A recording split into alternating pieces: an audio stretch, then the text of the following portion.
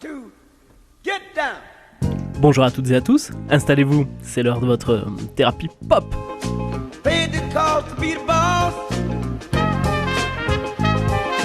Paid the cost to be the boss.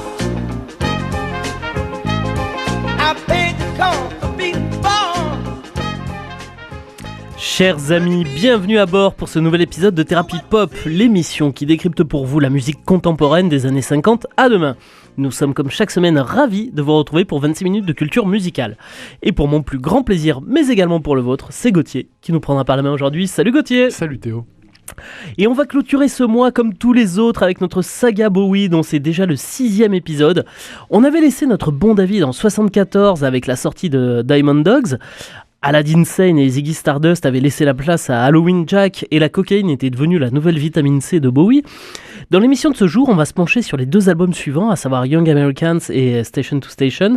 Et c'est d'ailleurs dans cet album qu'on rencontrera un nouveau personnage de Bowie, moins fréquentable que les autres, le Thin White Duke même. Mais pour l'instant, on va s'intéresser à Young Americans et on va s'écouter la première piste qui porte le nom de l'album. Voici Young Americans.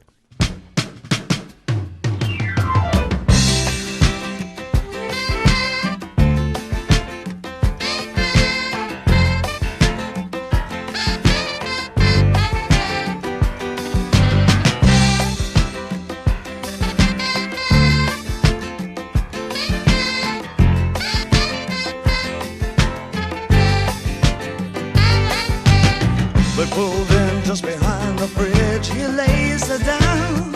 He frowns. Gee, my life's a funny thing. Am I still too young?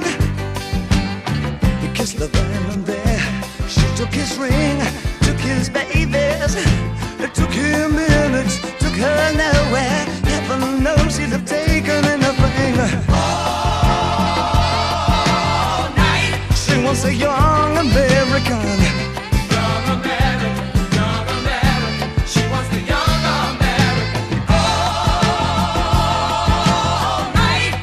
The young American standing right through the picture window. She finds a slinky vagabond.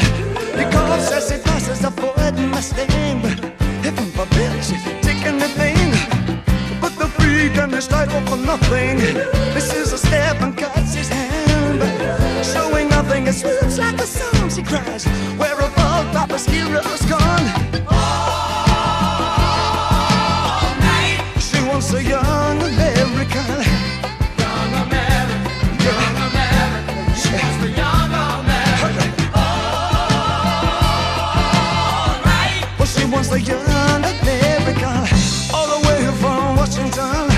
Her breadwinner begs off the bathroom floor. We live for just these 20 years. Do we have to die for the 50 more? And all right.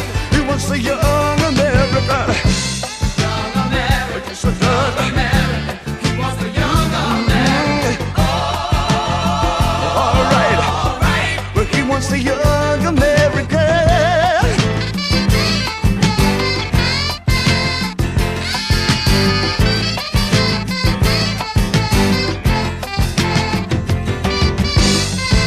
Do you remember your President Nixon? Do you remember the bills you have to pay, or even yesterday?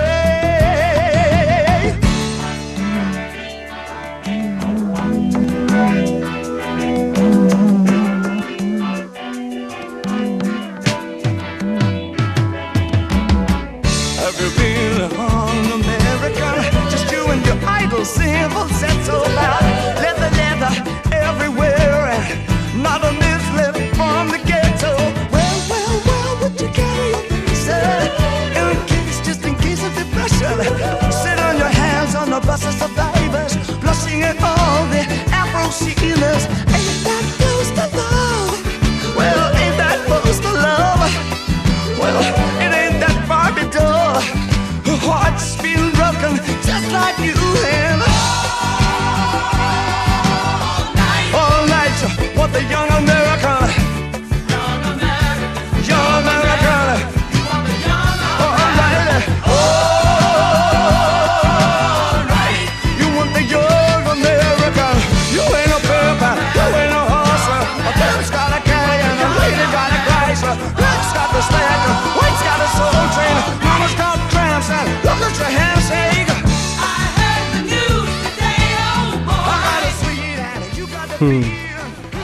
Vous êtes bien sur Radio Présence et vous écoutez Thérapie Pop. Vous l'aurez compris, ces jours de saga Bowie, on a pu le constater dans les émissions précédentes, David Bowie est un personnage haut en couleur et en perpétuel changement. Mais s'il passe son temps à évoluer, Gauthier, c'est qu'il y a une raison.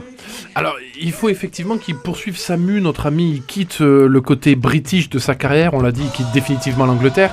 Il quitte aussi le son glam qu'il a porté déjà pendant des années pour essayer de s'ouvrir justement à ce marché américain qu'il aime tant, comme beaucoup d'artistes anglais de l'époque, et pour aussi ne pas tomber dans les tréfonds de l'oubli, comme certains groupes glam des années 60, début 70, eux l'ont fait, comme on l'a déjà cité, mais on le recite, par exemple T-Rex, dont la carrière ne sera pas aussi longue que celle de David. Ah, ça c'est sûr. Et donc Bowie avait quitté son Angleterre natale pour s'établir aux États-Unis, et il s'y plaît. Il s'y plaît tant que l'une des musiques les plus populaires du moment là-bas va l'inspirer pour de nouveaux sons, Gauthier. Oui, il avait fait un peu pour Aladdin Sane quand on en avait parlé, puisqu'il avait puisé pour cet album dans le rock américain qu'il découvrait un peu à l'époque. Bon, pour Young Americans, le rock américain c'est bon, il en a fait le tour. Et donc il découvre un autre son, le son soul, de cette musique noire initialement. Essentiellement. Mais il le découvre par un aspect un peu plus particulier, puisqu'il va se mettre à faire ce qu'on appelle du blue-eyed soul. Qu'est-ce que c'est le blue-eyed soul? Eh ben mon pauvre Théo, je l'ai découvert comme toi. Alors, pour ceux qui l'ont pas, c'est la soul des hommes aux yeux bleus, quoi. En gros, enfin des gens aux yeux bleus. En fait, c'est de la soul, mais interprétée par des gars blancs, tout simplement. Et l'anecdote est assez marrante, en fait. C'est venu d'un dénommé Georgie Woods, un DJ de radio de Philadelphie.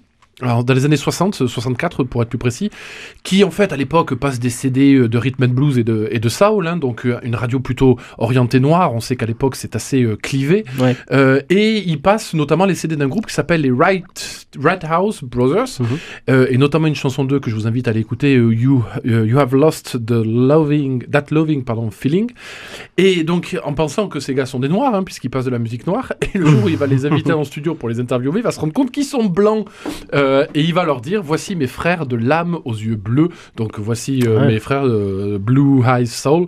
En gros, il s'est rendu compte que des blancs pouvaient faire aussi de la soul. Et oui, bien sûr. Et Gauthier, on l'a vu, la galaxie Bowie est comme lui en perpétuel mouvement. S'il en est l'astre principal, les satellites qui gravitent autour de lui vont et viennent. Et il y en a deux qui vont avoir une importance fondamentale pour Bowie dans sa recherche justement de Blue Eyed Soul. Oui, et aussi de composition, on en parlera sur les 2 prochaines émissions. Alors, surtout qu'il ne se jette pas, David Bowie, dans la soul type Motown que tout le monde connaît un peu, Aretha Franklin, etc., etc. Et lui, il va plus se plonger dans le son de Philadelphie. C'est d'autres groupes, c'est plus les... il faut que je vous en... C'est pas Détroit, c'est Philadelphie. C'est Philadelphie, c'est un autre type de soul. C'est maintenant, j'ai bien évidemment les OJs, par exemple, je vais plus avoir de nom maintenant que je vais essayer de les citer, les Isles Brothers, notamment. Enfin, une soul qui est vraiment géniale. Moi, je préfère la soul de Philadelphie, par exemple, la soul de Détroit. Et c'est 2 gars qui vont un peu l'initier à ça. Alors, un choriste qui va un peu rencontrer David Bowie à l'époque, Luther Vandross. Alors, vous connaissez peut-être pas son nom et c'est bien dommage. Ce petit gars a fait une carrière monumentale après. Quand David Bowie le rencontre, il est assez peu connu puisqu'il a vendu après 25 millions d'albums et il a gagné 8 Grammy. Ça vous pose un peu... pas rien. Voilà. Mais mettez-vous sur Spotify, par exemple, et regardez Luther Vandross, vous allez reconnaître certaines de ses chansons. Et un autre gars beaucoup plus important qui s'appelle Carlos Alomar, un guitariste qui va quasiment prendre... À la vie Alomar. qui était déjà présent lors de la tournée de Diamond Dogs, mais qui va prendre beaucoup plus de place dans les compositions même de David Bowie. Il va lui faire découvrir cette musique, soul, mais aussi beaucoup apporter cette guitare très particulière qu'on peut entendre notamment chez Nile Rodgers. On reparlera de Nile Rodgers plus tard pour David Bowie. Faut dire que Carlos Alomar a tourné déjà avec James Brown, Chuck Berry et Wilson Pickett, donc il a déjà vu des grands. Ouais, en effet. Et les explorations, Gauthier, ne sont pas que musicales. Bowie va également poursuivre son expérience cocaïnesque. Alors oui, malheureusement, il se truffe le nez allègrement, notre ami, mais c'est pas mal, on va dire, pour sa période créative, puisque en fait, en découvrant la musique noire, il va aussi découvrir la particularité un peu d'enregistrement de la soul et tout, à savoir beaucoup plus d'impro, beaucoup plus de laisser aller en studio. Ça aura une importance fondamentale dans la suite de la carrière de David Bowie, qui va découvrir qu'on n'est pas obligé d'arriver en studio tout près, on peut laisser le chant venir, les guitaristes faire des petites impros, etc. etc. Et quand t'es sous cocaïne matin, midi et soir, ça te permet de rester plus longtemps en studio. C'est sûr. Voilà. Et c'est également durant cette période que David Bowie va fréquenter une autre star anglaise que l'on retrouve régulièrement dans Thérapie Pop, c'est John Lennon, Gauthier. Oui, attention, rencontre de titans. C'est clair. Puisqu'effectivement, Bowie et Lennon vont se lier d'amitié pour le peu de temps qui reste pour Lennon sur Terre, puisqu'il mourra quelques années plus tard. Ils vont enregistrer ensemble, notamment pour Young Americans, 2 chansons. Alors, Across the Universe, donc une reprise des Beatles, vraiment pas ouf. Et puis, ils resteront en studio et Lennon participera très fortement, si ce n'est exclusivement, à la composition d'une autre chanson pour cet album qui sera un peu le carton absolu de Young America et qui permettra notamment à David Bowie d'avoir son premier single numéro 1. C'est la chanson Fame.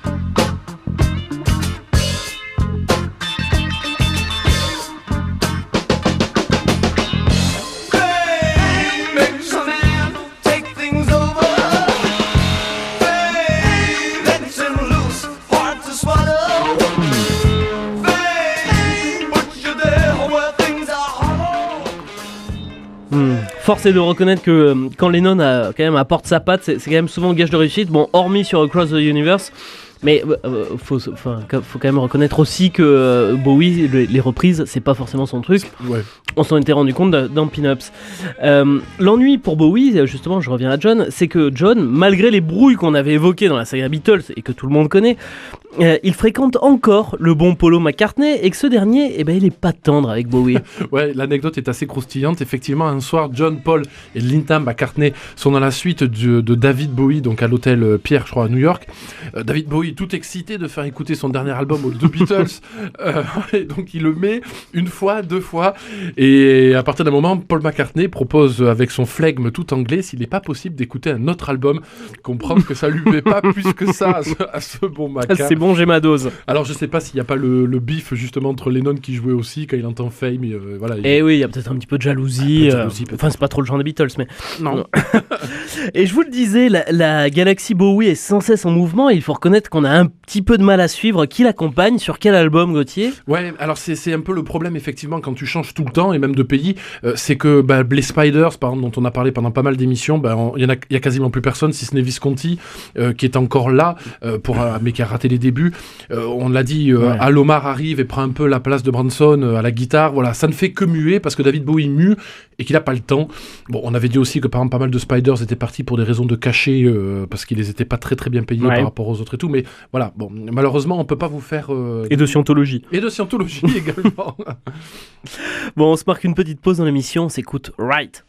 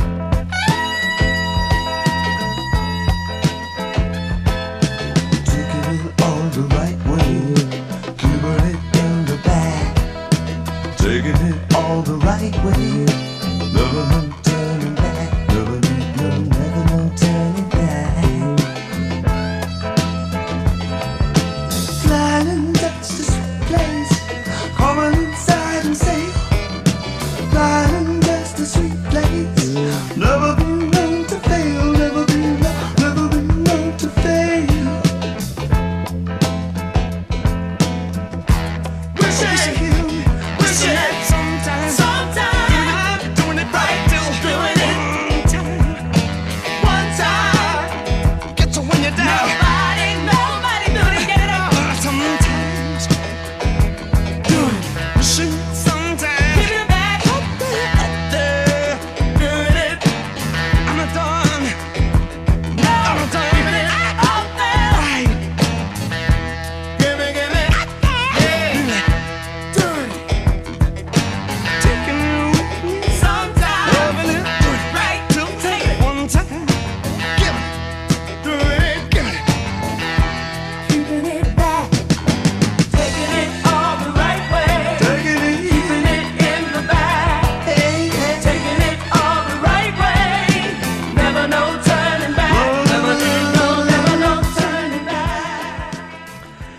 Vous êtes bien sur Radio Présence et vous écoutez Thérapie Pop. On vient de s'écouter Right, qu'on entend d'ailleurs toujours en fond, Right de l'album Young Americans.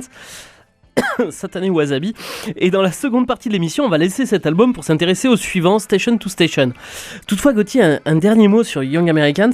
Quel accueil est-ce que la presse lui a réservé ? Alors, pas forcément très fan de la nouvelle production de David Bowie, même si dans l'ensemble, elle saluera la témérité de l'artiste qui, encore une fois, est capable de se renouveler.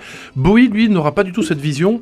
Et il dira que si Diamond Dogs avait été une sorte de tube à essai, Young American, c'est pour lui un album beaucoup plus personnel et qui lui a, je cite, donné confiance en lui, comme s'il en avait déjà besoin. Et là, a trouvé notamment sa voix, alors avec un E et avec un X, pour devenir un vrai musicien. Donc quand même une importance pour notre cher David. Et un bon album, comme ils sont vaches, les mecs. Et s'il a trouvé sa voix, est-ce qu'il a retrouvé le chemin de la création, Gauthier ? Alors, il a retrouvé le chemin de la création et surtout du grand n'importe quoi. David Bowie, à cette période, va s'exiler à Los Angeles, va se sniffer à s'en péter les naseaux, va se brancher avec un peu d'occultisme, de magie noire. Le garçon est enfermé à longueur de journée, dessine des pentagrammes. Bon, ça va pas très bien. Ça va très loin. Ça va très loin. Il pense qu'il est victime lui-même de maladdiction, comme quoi dans South Park, ils avaient raison, Théo. La drogue, c'est mal voyé. Et ben oui, c'est très mal, Théo. Moigné. On est en effet à deux doigts de le perdre là. Et t'as une citation du prophète Soligny qui résume assez bien la situation de Bowie à l'époque. Ouais, on en a parlé de son livre chez Gallimard, je vous renvoie vers d'autres émissions. On avait cité ce super bouquin sur l'histoire de David Bowie et je le cite dans le texte. Depuis 1972, à mesure qu'enflait sa popularité, Bowie avait sombré graduellement dans un état paranoïaque et dépressif, de plus en plus critique, dont il ne commencera à émerger véritablement qu'à Berlin. On y reviendra à Berlin. Ses affaires sont mal en point, son mariage pantelant, ses lubies devenues obsession et ses craintes gauchisent en terreur, tout ce micmac alimenté par une curiosité maladive et insatiable, les choses de l'esprit et de la vie ont été les terreaux de l'art que, jusqu'à Scary Monster en 1980, il prodiguera dans une certaine douleur, mais sans effort visible. Au bout du compte, la métamorphose ne sera qu'une succession d'anamorphoses. J'aime beaucoup ce terme. Ouais. C'est important d'en parler de cet état dépressif de David Bowie et de cet état surtout paranoïaque, puisqu'on se rappelle, on l'avait dit au tout début, qu'il y a des petits antécédents familiaux malheureusement. Voilà. C'est donc un David Bowie qui n'est vraiment pas au top de sa forme à la sortie de Young America. Et encore une fois, Bowie va se séparer d'un de ses points d'ancrage, et pas des moindres, Gauthier. Cette séparation va l'affecter profondément. Oui, mais elle lui fera aussi un peu du bien financièrement, à minima, puisqu'il va quitter son manager de l'époque. Il le dira de lui-même, des millions de dollars de ses gains futurs ont été cédés dans ce qui était des conditions uniques et généreuses pour DeFreeze. C'est lui, le fameux manager, on en avait parlé. Oui. C'est effectivement douloureux pour lui, mais on l'a vu, les Stones, ça leur est arrivé, les Beatles, ça leur est arrivé. C'est à cette époque, donc, il s'enferme au 20th Street West à Los Angeles, en passant alors je cite aussi, il aurait passé des semaines de hurlements qu'on aurait entendus à travers les portes de son grenier verrouillé. Voilà, pas l'enfer. Ouais, ça va pas. On voit que c'est vraiment pas la grande forme, en effet. Mais par un de ces tours dont il a le secret, Bowie va réussir à sortir de ce qu'il faut bien qualifier de maxi-dépression. Oui. Comment est-ce qu'il fait, Gauthier ? Avec un album, avec Station to Station, dont il ne se souvient même pas lui-même d'avoir procédé à la composition. C'est pour dire dans quel état il était. Je le cite, mais qui sera, et là je cite le magazine Pitchfork, la transition tactique la plus importante d'une carrière construite sur la réinvention esthétique. C'est peu dire. Comprenez que vous avez un gars qui quasiment à chaque album change de style et révolutionne un style. Et bien ça, Station to Station, et à bien des égards je suis d'accord avec Pitchfork, est la plus grande révolution d'un mec en soi révolutionnaire. C'est un album démentiel. C'est vrai que si Pitchfork le dit, on peut parler d'album de transition. Un album de transition, mais également de mélange des genres, un mélange auquel on n'aurait pas forcément pensé, Gauthier. Non, et c'est aussi là le génie de Station to Station, puisque David Bowie va rester sur ce son un peu soul, il va aussi un tout petit peu déjà s'inspirer du disco américain naissant, et il va le mixer avec le krautrock allemand. Si cher à ton cœur. Voilà, Neu, Kraftwerk, etc., dans un album hommage absolument somptueux, ça c'est incontestable, mais dans un album, à mon avis, que personne n'aurait tenté, à part lui. C'est comme si aujourd'hui tu mixais du Joule avec du Mozart, si tu veux. Lui l'a fait, parce que c'est David Bowie, il peut tout se permettre. Je testerai pas, Non. Et pour changer, c'est un nouveau personnage qui vient rejoindre le cerveau déjà bien rempli de Bowie, mais celui-ci, il aurait pu s'en passer, Gauthier. Oui, donc c'est le fameux Thin White Duke, comme tu l'as dit très justement, donc effectivement dont David Bowie ne parlera pas trop dans la suite de sa carrière. C'est un personnage qui flirte avec le Troisième Reich, notamment à l'époque, beaucoup de controverses de David Bowie. On le verra notamment, par exemple, quand il reconnaîtra un groupe de fans à l'extérieur de la gare Victoria, les saluant avec un bon vieux salut nazi que notre bon Elon Musk n'aurait pas renié. Autre exemple, Adolf Hitler, je cite David Bowie, était l'une des premières rockstars aussi bonnes que Mick Jagger. Je rappelle qu'on parle d'un mec qui a génocidé des gens, on est en plein anniversaire commémoratif de Auschwitz. Bon voilà, peut-être pas ouf de comparer Jagger à Adolf Hitler ou de qualifier d'Adolf Hitler de plus grande rockstar. Jagger aura apprécié certainement. Ça lui a fait sûrement un peu de pub, donc il a dû aimer. Bon, c'est pas évident de rebondir sur une telle déclaration, mais tout ceci, Gauthier, va être occulté par la qualité de l'album. Ah, c'est un album, alors on fera très probablement un jour, Théo, une émission entière dessus, voire 2 émissions. C'est un album... On consacre une année à Bowie. Oui, mais on parle pas des albums, on parle de la vie de Bowie. Et un jour, on se concentrera sur Station, qui est un album absolument monumental, absolument fondamental dans l'histoire de la musique. Encore une fois, et je peux pas mieux le dire que Pitchfork, c'est l'album le plus révolutionnaire d'un mec qui a laissé son empreinte dans la musique pop comme l'un des plus grands révolutionnaires de ce style, de son genre. Donc voilà, c'est un album immense et peut-être pour moi le plus beau de David Bowie. Et donc il est toujours à Los Angeles, il passe son temps à se repoudrer le nez, ça change pas. Avec un peu de recul, il avoue que cette addiction l'a pas vraiment aidé, Gauthier. je le cite également. Si vous voulez vraiment perdre tous vos amis, toutes les relations que vous avez à jamais chères, la cocaïne est la drogue avec laquelle il faut le faire. Il aura à peu près la même situation pour parler de Los Angeles qui n'a pas gardé plus que ça dans son cœur. Dans une tentative désespérée de sauver tout à la fois sa santé physique, bien évidemment, parce que la drogue c'est pas ouf, mais aussi sa santé mentale, parce que la drogue c'est pas ouf, David Bowie quittera Los Angeles pour partir en Europe. Alors d'abord avec une petite escale à Genève, on est en 1976, où il prendra le temps de rejoindre son pote Iggy Pop pour finalement finir en 77 à Berlin pour une page mythique de son existence, Théo, mais c'est une page qu'on tournera le mois prochain, si tu veux bien. Il passe d'une neige à une autre, et c'est pas plus mal pour lui. C'est une page, Gauthier, que cette page mythique nous ouvrirons donc le mois prochain. Je sens que tu en salives d'avance, d'ailleurs. Les amis, cette émission touche à sa fin. On va se quitter avec Golden Years, qui est la deuxième piste de Station to Station, parce que la première, Station to Station, est beaucoup trop longue. Mais qui est immense. Qui est immense, chanson. Mais bon, voilà, ça aurait duré toute l'émission. Je vous rappelle que cette émission est à retrouver sur le site de Radio Présence, mais également sur toutes les plateformes de podcast disponibles. On se retrouve bien entendu la semaine prochaine pour la prescription. Une très belle semaine à vous, une très belle semaine à toi, Gauthier. Salut Théo. Salut.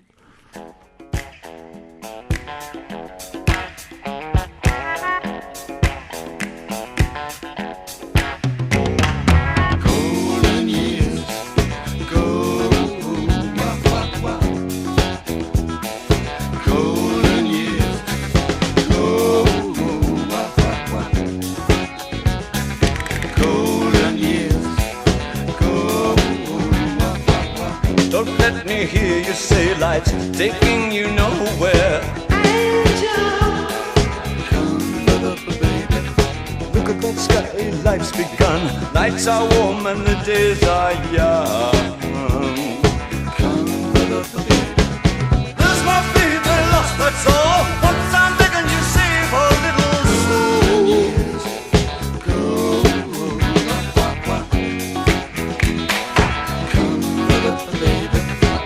Last night they loved you, opening doors and pulling some strings. Angel, come up, baby. Didn't walk luck and you looked in time. Never looked back, walk tall, act fine. Come up, baby. I'll stick with you, baby, for 1,000 years. Nothing's gonna touch you in these golden years.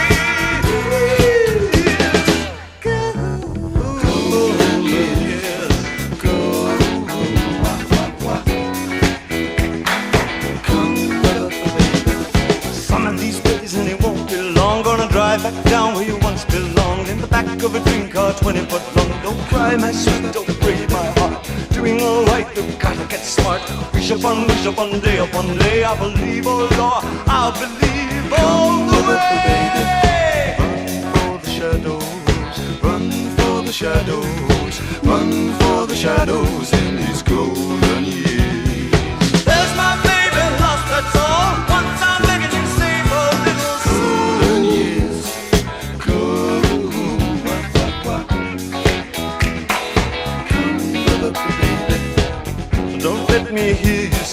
lights taking you nowhere.